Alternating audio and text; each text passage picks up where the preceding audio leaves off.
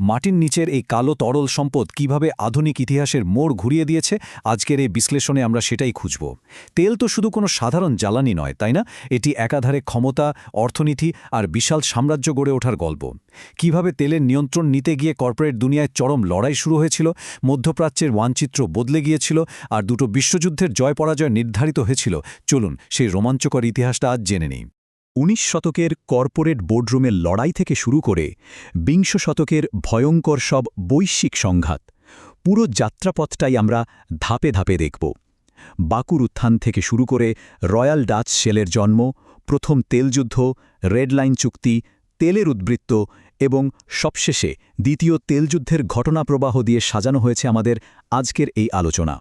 শুরুতেই আসা যাক বাকুর উত্থান আর রুশ তেলশিল্পের জোয়ারের কথায়। আমাদের গল্পের শুরু ১৯ শতকের শেষ দিকে কাস্পিয়ান সাগরের তীরে। দীর্ঘদিন ধরে তেলশিল্পের একচ্ছত্র আধিপত্য ছিল যুক্তরাষ্ট্রের হাতে। কিন্তু ১৮৭২ সালে রুশ সাম্রাজ্য যখন তেল সমৃদ্ধ জমিগুলো নিলামে তোলার সিদ্ধান্ত নিল, তখন বিদেশি বিনিয়োগের এক বিশাল দরজা খুলে যায়। আর ঠিক তখনই বাকু হয়ে ওঠে এক নতুন বৈশ্বিক প্রতিদ্বন্দ্বী। সবচেয়ে চমকপ্রদ ব্যাপার হল সম্পূর্ণ ভিন্ন পটভূমির দুটি পরিবার বাকুর এই তেলক্ষেত্রগুলোতে রীতিমতো বিপ্লব এনেছিল। একদিকে ছিলেন রাশিয়ার রকফেলার খ্যাত প্রযুক্তিপ্রেমী নোবেল ব্রাদার্স, যারা আধুনিক পদ্ধতিতে কূপ খনন, শোধন এবং পাইপলাইনের যুগান্তকারী ধারণা নিয়ে আসেন। আর অন্যদিকে ছিল আর্থিকভাবে তুমুল শক্তিশালী রথচাইল্ড পরিবার। তাদের বিশাল আন্তর্জাতিক ব্যাংকিং নেটওয়ার্কের সুবাদে বাকুর তেল খুব সহজেই সীমানা পেরিয়ে ইউরোপের বড় বড় বাজারে পৌঁছে যেতে শুরু করে। তেল যখন আর শুধু একটা আঞ্চলিক পণ্য রইল না, বরং পুরো বিশ্বের নজরে চলে এলো, তখন এর সাপ্লাই চেইন বা সরবরাহ নিয়ে বিশ্বজুড়ে এক দারুণ প্রতিযোগিতার সৃষ্টি হয়। আর ঠিক এখান থেকেই শুরু হয় রয়্যাল ডাচ শেল এবং অন্যান্য গ্লোবাল কোম্পানিগুলোর উত্থান।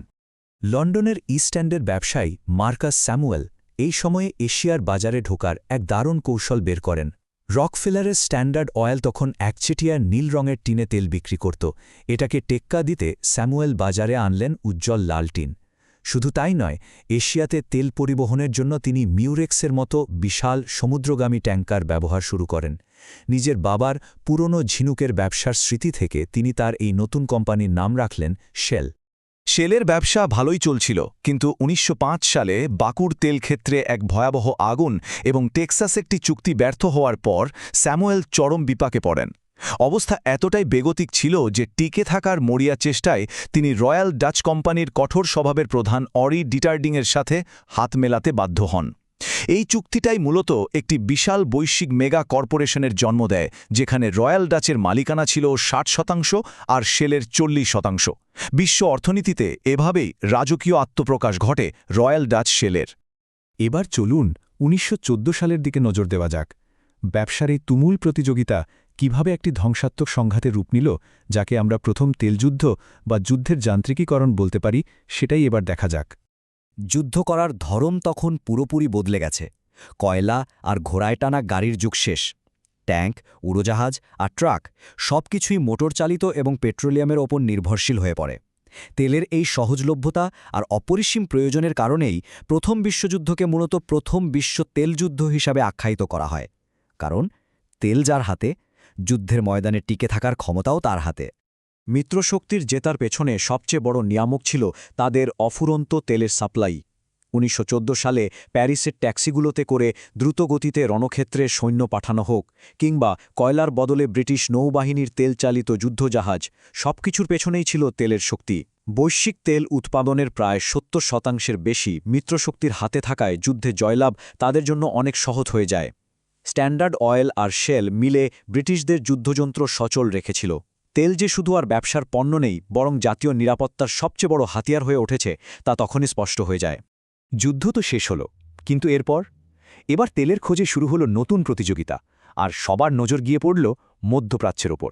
শুরু হলো রেড লাইন চুক্তি আর মধ্যপ্রাচ্য ভাগাভাগির এক নতুন অধ্যায়। এই পুরো আয়োজনের নেপথ্যে ছিলেন কালুস্তে গুলবেনকিয়ান নামের একজন আর্মেনীয় ব্যবসায়ী। তিনি ছিলেন অসাধারণ ধৈর্যশীল একজন আলোচক।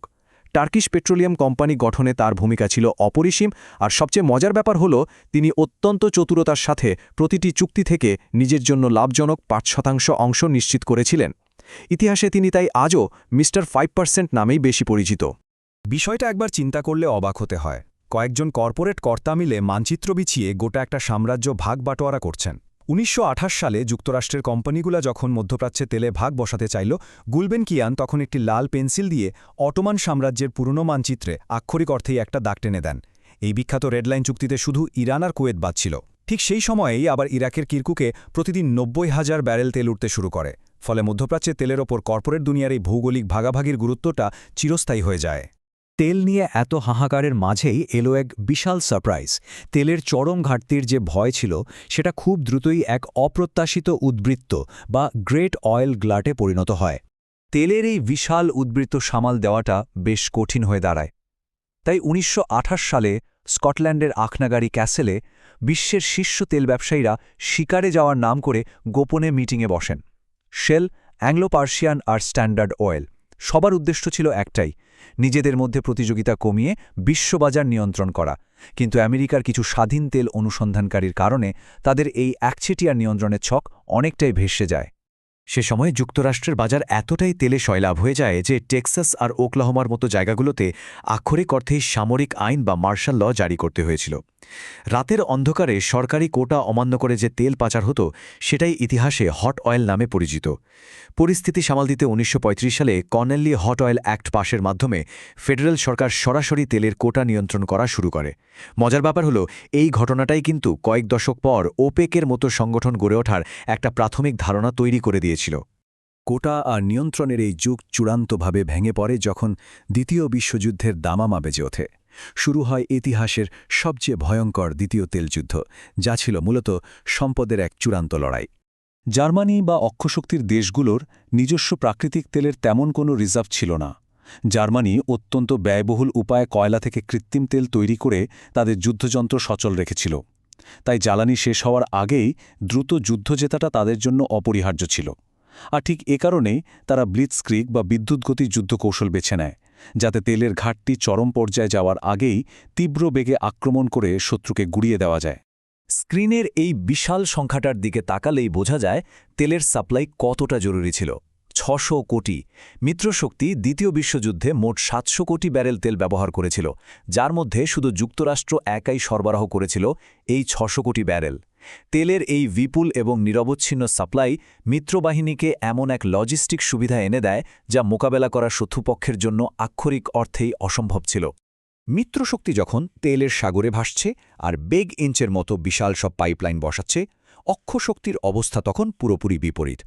জ্বালানির অভাবে তারা কতটা মরিয়া ছিল তা ভাবলে শিহরিত হতে হয়।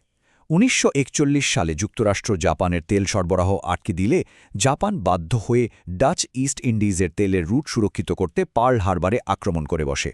জাপানের তেলের অভাব এতটাই চরম পর্যায়ে পৌঁছায় যে তারা পাইন গাছের শিকড় থেকে তেল বানানোর চেষ্টাও করেছিল। এমনকি ফেরার পথের জ্বালানিটুকু বাঁচানোর জন্য তাদের পাইলটরা কামিকাজে বা একমুখী আত্মঘাতী বিমান হামলা চালাতে বাধ্য হয়। তেলের অভাব যে কতটা ভয়ঙ্কর হতে পারে এটাই তার প্রমাণ। এই টাইমলাইনটি দেখলে খুব সহজেই বোঝা যায় কিভাবে জার্মানি আর জাপানের পরাজয়ের সাথে তাদের তেলের মজুদ ফুরিয়ে যাওয়ার সরাসরি সম্পর্ক ছিল। 1940 সালে 100 অক্টেন তেলের কারণে ব্রিটিশ স্পিটফায়ার যুদ্ধবিমানগুলো বেশ সুবিধা পেয়েছিল। অন্যদিকে তেলের অভাবেই 1942 সালে হিটলারের বাহিনী ককেশাসের বাকুর দিকে এগোতে গিয়ে মাঝপথেই থমকে যায়। এরপর 1944 সালের মধ্যে মিত্রশক্তির প্রচণ্ড বোমাবর্ষণে জার্মানির কৃত্রিম জ্বালানি কারখানাগুলো পুরোপুরি ধ্বংস হয়ে গেলে তাদের হার এক প্রকার নিশ্চিত হয়ে যায়। দ্বিতীয় বিশ্বযুদ্ধ শেষ হয়েছিল এক চরম এবং মর্মান্তিক পরিহাসের মধ্য দিয়ে। যে নেতারা সম্পদের জন্য, বিশেষ করে এই তেলের জন্য পুরো বিশ্বকে ধ্বংসের দ্বারপ্রান্তে নিয়ে গিয়েছিলেন, তাদের শেষ মুহূর্তগুলো নির্ধারিত হয়েছিল সেই তেলেরই অভাবে। আত্মহত্যার পর হিটলারের মৃতদেহ পোড়ানোর জন্য অত্যন্ত সাবধানে লুকিয়ে রাখা সর্বশেষ সামান্য কিছু পেট্রোল ব্যবহার করতে হয়েছিল।